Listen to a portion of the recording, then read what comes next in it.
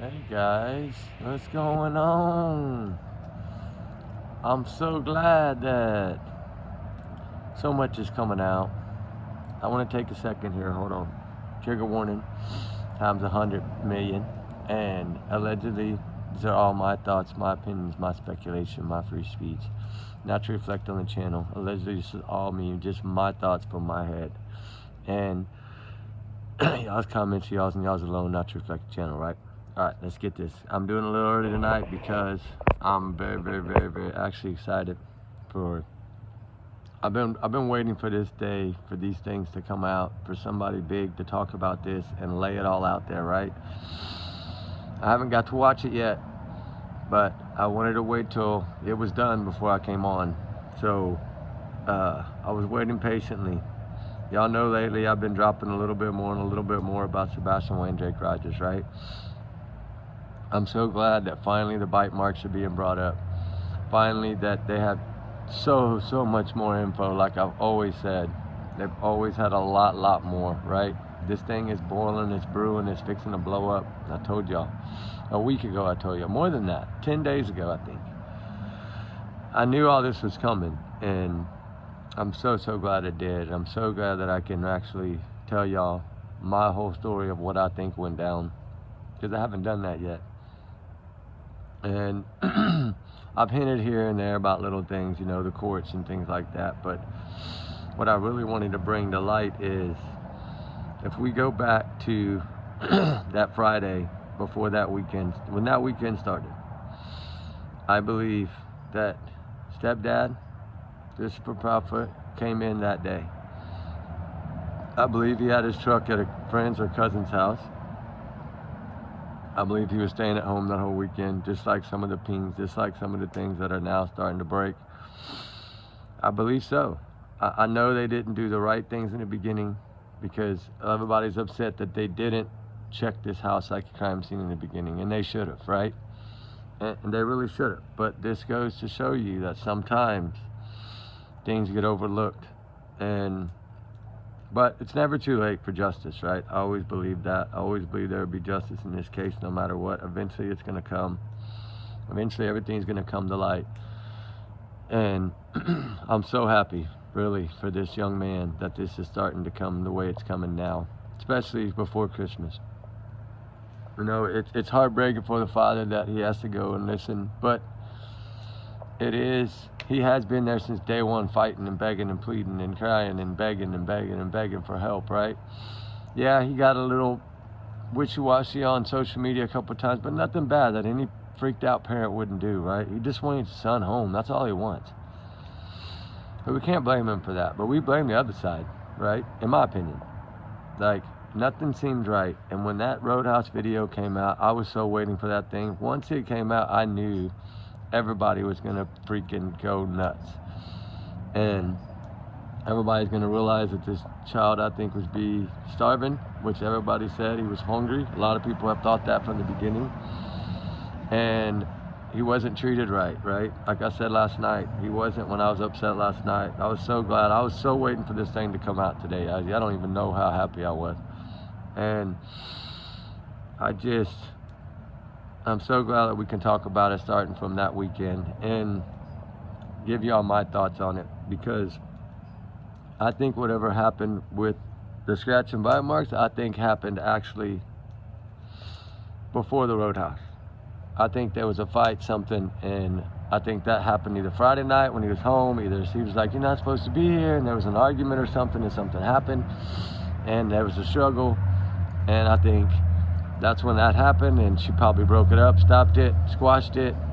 He left, went back, and then came back to apologize. I think maybe Saturday night came back or something, and then, you know, maybe it escalated again.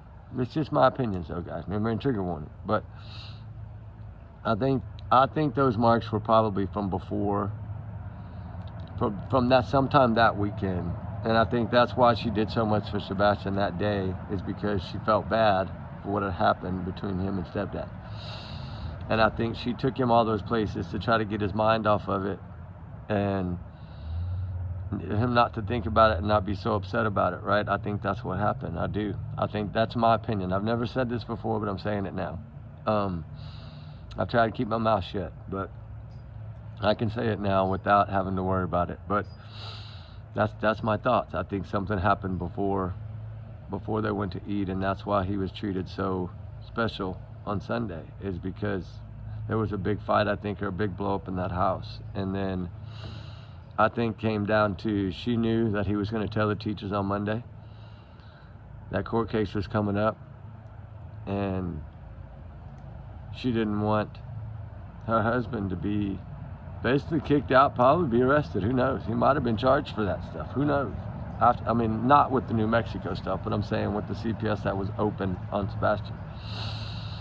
And I think there was something that went on, and I think maybe all that special treatment was to try to get Sebastian's mind off of it. And it's sad, because I think he was treated badly a lot over there. I really do.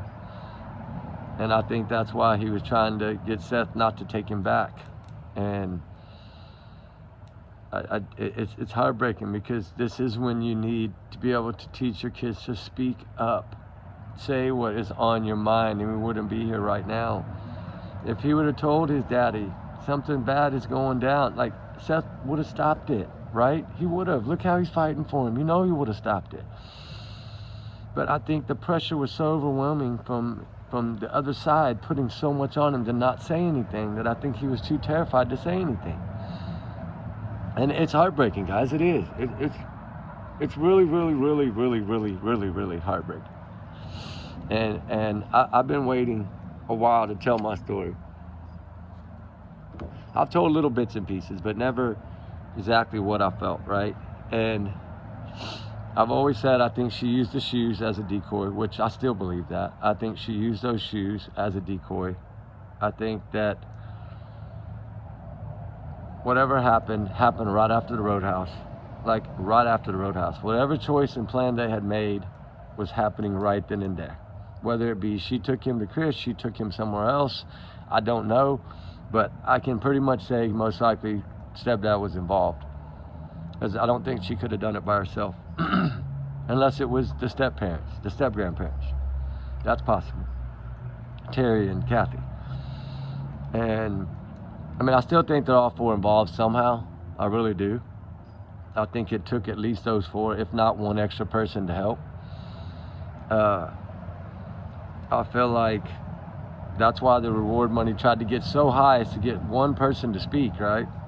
And that's why I don't think nobody would crack. I think they would take it with them, right? And now that all this is out, right? And now that I hope that they are, because, you know, certain people that work, FBI work, they're not going to come out and say things until they know something's fixing to happen, right? And, or until something they see changes their whole outlook, because they do give everyone the benefit of the doubt. I agree with that. Everybody should in the beginning, until we find something that proves differently. Like with us, the CPS report. That's what flagged it for us. That's what changed our minds, was that simple CPS report. That's what changed the way we thought about this case. Because there was a lot on both sides in the beginning, and then it slowly started depleting after CPS came out. And then once he went on channels and started acting crazy on channels and talking crazy and sling blade and all this crazy stuff, and saying Sebastian outsmarted everyone and they're never going to find him, and all these things that he said, right? It's like he just kept digging his own hole. That's what they want him to do, right? They want him to talk. That's what I try to tell people all the time. They want you to speak. And from that first interview, we grabbed so much. From the second interview, my God, that's what did it for me. That second interview for me did me in on, they know exactly what happened to this young man. And then when the court records came out and all the other stuff started coming out, and all the Nina, and it just started building. It just kept building and building and building and building. And they were trying to stop it, but they couldn't. He thought going on these channels and acting a fool would stop it, but it didn't. It just made it worse. And so I'm glad they spoke as much as they did, to be honest, because it only proved a lot more things to a lot of people that already had that thought in their mind, right? it made our opinions grow more, is basically what I should say, because this is our opinions. We don't know for a fact, but we know there's a lot of stuff out there that's helped us figure out what we believe in our heads happened to this young man.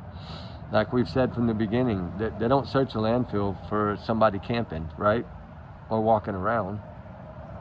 They're not doing that. They're not searching we're not searching all these woods for somebody walking around or hiding out. But pray to God, we wish we would find him hiding out. That would be amazing if he was out there hiding out and we could get him home to his daddy safe, right? That would be a blessing. There's still a chance that he could be put up somewhere. There is, but it's slimmer and slimmer every day. But it is still a chance, you know. Of course, as we pray for that he is okay somewhere, and that he can be brought home to Seth, and you know, that man can't even go into his house. He can't even move anything of his sons because he just can't. It's crushing him inside. You can see it, and that's why I pray with everything in me that this child is alive somewhere. Do I feel that way? No, I don't. I'm sorry. And I think a lot of people feel the same way I feel. And it's sad and it's freaking heartbreaking. But it's just, I think that the whole thing and a lot of people thought, oh, they just hide him until he's 18, but that doesn't matter. That CPS will never go away until he's able to speak. So that's why I really, from the beginning when that CPS came out, thought in my head, okay, he knew that this would stay open and it would come back and haunt him. And then him testifying in the court in Mexico, that would have haunted, like all those dominoes would have just started falling on him, right? And it just would have crashed in a little more and a little more. Every court would have just been a little more pile on top. And he couldn't handle that. And I believe that's why whatever happened right after that roadhouse. I firmly believe that. I thought that from day one, and a lot of people have thought that that's what happened with something there. I don't think that was him that took out the trash. I never thought that vehicle, the trash truck or whatever they want to call it from Tinkerbell video, I think that was somebody that was staged at that house to make it look like Katie was home. That's what I think. Now, whether it been Kathy or someone else that they had, someone I believe was at that house with Katie's phone, using that to talk to Chris to make it look like she had to create an alibi for both, right? That's what they had to do in this, and that's what got them, I think, is they had to try to juggle it for both. So one of them had to go somewhere, but their phone couldn't go. That's why I think there's bone and friends involved. And of course, these are my opinions, right? This is just my opinions. Hate me if you want to, but these are my opinions. And like I said, all that time when I was up there, all those people, I mean, I talked to so many people that I don't talk about it all, that gave me their opinions on it. And about 75% of the people I spoke to pretty much said they think whatever happened right after dinner. And I think that's why she was looking around so much. I think there was somebody there that was either going to help her or something. I think a part of it was probably in that restaurant. Or she was just freaking so nervous and paranoid because she knew what was about to go down that she was just making sure, like, it's almost, you can look at it two ways. Either she was hoping that the cameras were seeing her so she would have that footage, or she was trying to find out if they were watching her. And then, you know, because every time she looked around, she put her phone back down. So that's why I kind of thought, well, maybe, you know, she's trying to catch and see, make sure cameras aren't seeing her. But she really didn't pay no attention to him at all in that restaurant. And he just ate like he hadn't eaten in a week, right? And somebody else is saying that, you know, everybody's thought that. It just looked like he was hungry. And maybe he eats like that all the time. I know they say some autism children eat like that. They're hungry all the time, and that's possible. It is possible. I'm not saying it's not. But I feel like whatever happened after the roadhouse. And that vehicle that night was nobody arguing, nobody fighting. I don't believe it's a trash truck. I think they know what vehicle it is. I just think they can't get a plate yet. Or maybe they know kind of who it is, and they haven't just got the last piece of the puzzle. But I can tell you they have a lot more information than we know. And you could tell that by how upset he was over the flashlight video getting out. And then how lately he's been firing back. Like, you know, like letting people know, hey, we meet on this case every week. Like, they're getting as much as they can every week, right? Basically what they're doing is probably just trying to figure out if any of them are talking and what they're saying. They probably have somebody monitoring everything they say and all their communications. If they're going on channels, if they're not, they're watching all that. They're listening to all that with a fine-tooth comb. At least 2 or 3 people on each end listening to it. Writing down notes of what they think it means. Just like their interviews, I'm sure, have been broken down word for word and written down, and certain words being circled, certain words being looked at 2 or 3 or 4 or 5 times. Just like the way I do it when I watch them over and over. Like I've told y'all before, go watch them over and over. You're going to get something, a little bit more from it each time you watch it. And that's why it's good when they talk. And they did a good job of hushing in the beginning, though. They really did. And I think that was for fear that they might say something they would regret in the very beginning, and that would come back and haunt them. And I think the way that he taunted everyone is now starting to turn around. And like I've always said, karma's a bitch, right? It is. And this young man did not deserve how he was treated over there. He did not. Especially from the essay all the way up. I mean, the way that this child was treated is absolutely heartbreaking. And we don't even know the half of it, probably, that this poor child went through. I'm sure the teachers and counselors probably know, and I'm sure they spoke to a lot of FBI or law enforcement, Secret Service. Somebody spoke with the teachers and counselors at least more than once. And I hope that they laid it all out. And I hope they highlighted everything. I hope they had all their notes, because they can share that confidentiality with FBI if it has to do with the missing child case. But at least now we got a lot more that we can use to study and to try to figure out and to try to understand, because that clip from the Roadhouse explained everything that I thought from the beginning. It really did. I got so much from that little bitty short clip. Just the actions when he came outside. If you notice the way he was trying to go to a different view, he was trying to go a different way, and she had to literally like block him off and get him to go the other way. And it's just, none of that stuff made sense to me outside that restaurant. And I'm not talking about green hoodie or none of that. No, I'm not talking about any of that. I'm talking about straight out just the way that Sebastian acted when he got outside. Just, he seemed so confused. And I noticed that. That's why I watched it over and over. I noticed that he just seemed very confused. And she seemed really nervous, actually. She seemed nervous the whole time she was there, really. And I know I'm not the only one that feels that way. But I did want to take a little time, and I know I started early because I had to get it out, right? I just had to get it out. But I just wanted to come out and say what was on my mind. I feel like something bad happened to this young man. And I hate to say it, I feel like it's foul play all across the board. And it sucks, it does. And it happens so much more than we realize in so many of these missing kids cases. Probably 25% of them are the same way. And I wish they would have done some DNA tests and some forensics and all that in that. I really wish they would have. And I think it would have made a little bit more of a difference. I don't think what happened in that house, though. But I think they would have found maybe some other stuff that might have gave them more info. And I wish they would check the cars better, the camper better. I mean, they should have went through that camper with forensics, for sure. All the campers. Every family member on that side's camper should have went through. If they tore Seth's house apart, why didn't they tear that other house apart? Right? That doesn't make sense to me either. But I don't know. I believe the shoes played a big, big role. Like I said from the beginning, I think the shoes played a major role in this. Trying to throw those dogs off. I really do. And trying to cover that car down there. And I think that those shoes were used for those purposes. And it's horrible. But we are going to go back and search some more. I just want to let y'all know that, guys. We're going to go do our part. Now, I'm not saying anything. Y'all know me. I just go in, I go out. Now that I'm talking about it more, I'm dang sure not saying when I'm going. But there's just so much in this case now that we can look at. And it's so nice that it's finally starting to come together. a lot better than it was, because, you know, a lot of people were still 50-50 on this thing, and I think now it's shedding a lot more light.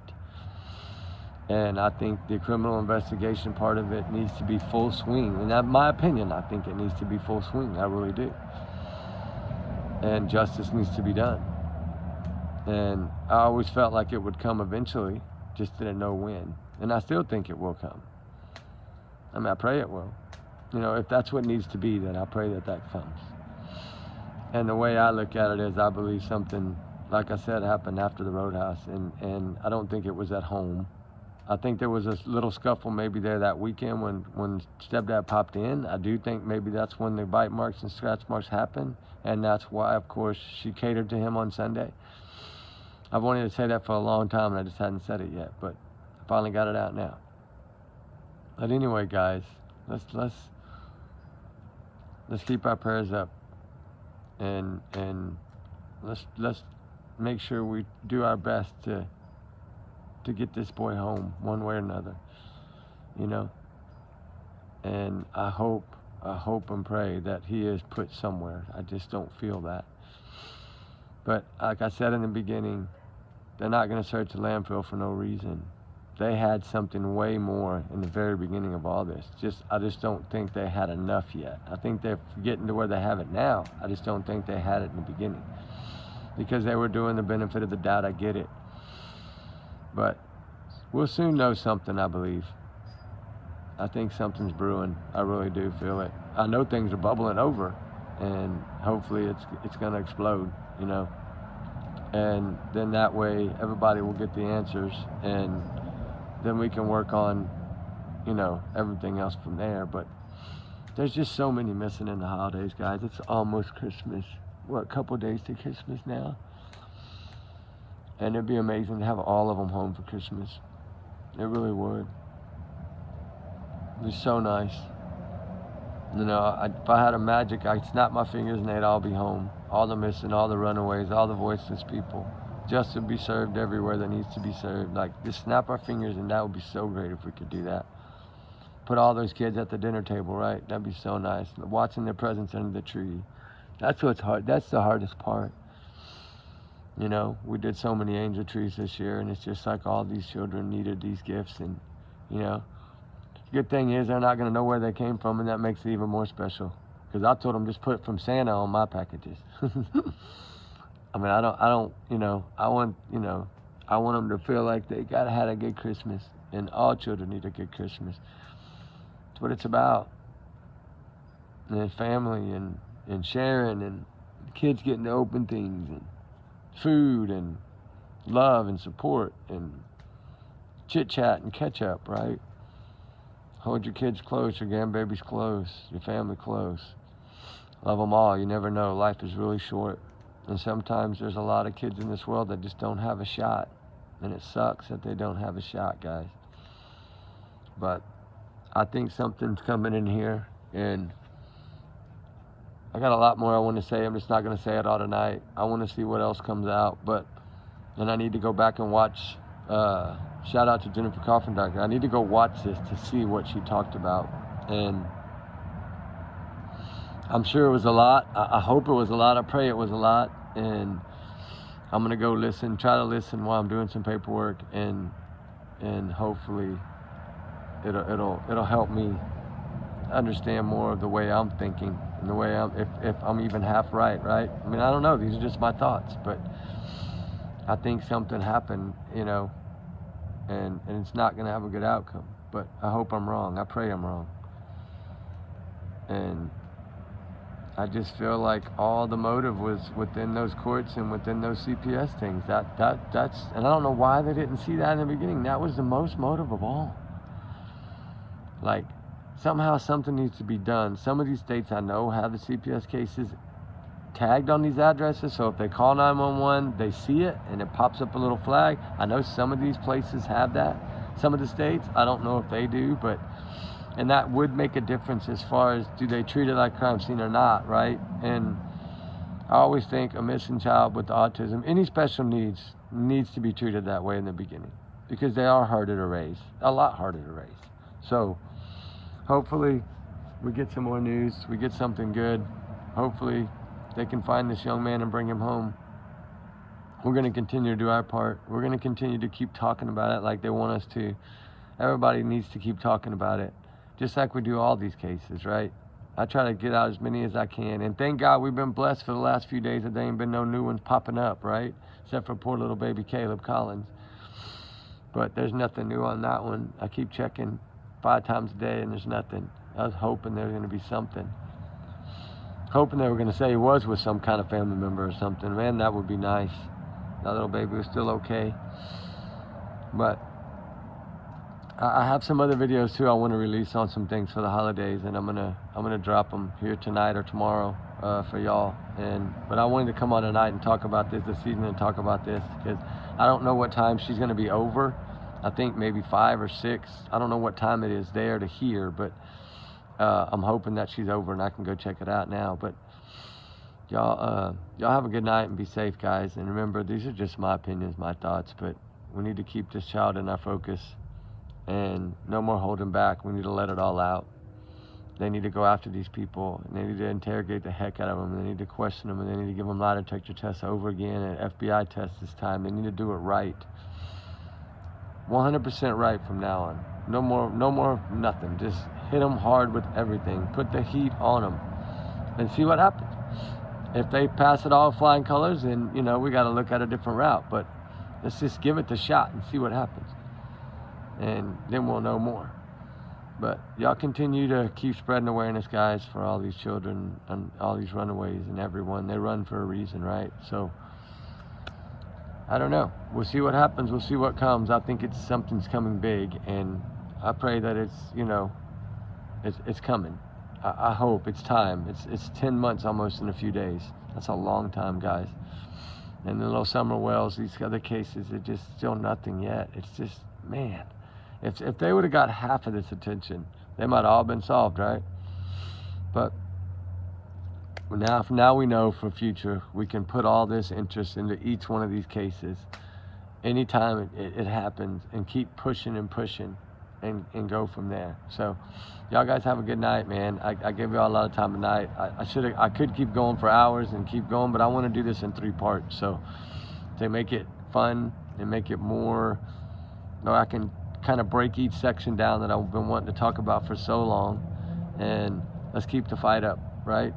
And this part 1, okay, of 3, and I'll break down some more tomorrow, and then on Christmas I'll break down the rest. That's when I want to have it out, is the last part is Christmas night. So we'll get it done, guys. Y'all be safe, be good. We love y'all. We appreciate y'all. Thank y'all for all y'all's kindness.